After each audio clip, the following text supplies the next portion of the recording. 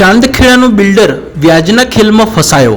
માસિક 2.5% વ્યાજે બિલ્ડરે રૂપિયા 2,14,00,000 લીધા। વ્યાજખોરોએ 5.15 કરોડ વસૂલ્યા છતાં બદનામ કરવાની ધમકીઓ આપી।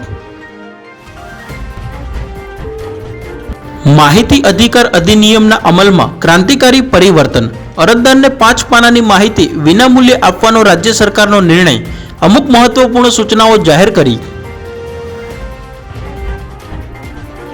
નાવેલના સફાઈ કર્મીઓનો વેતન વધારવા માટે વિરોધ। માત્ર રૂપિયા 2100 વેતન મળતા મહાનગરપાલિકામાં હોબાળો। આસિસ્ટન્ટ કમિશનરે કહ્યું નિયમ મુજબ પગાર અપાય છે। વિશ્વ પર્યાવરણ દિવસ ઉજવણી। ખેડા જિલ્લાની સરકારી કચેરીઓમાં પર્યાવરણ જાગૃતિના સંદેશાઓ આપતા વોલ પેઇન્ટિંગ દોરવાની શરૂઆત। 2 કિલોમીટર સુધી ધુમાડા દેખાયા। વડોદરા નંદેસરીની પીએબી ઓર્ગેનિક કંપનીમાં ભીષણ આગ। 10 ફાયર ફાઇટરે 3 કલાકે આગ કાબૂમાં લીધી।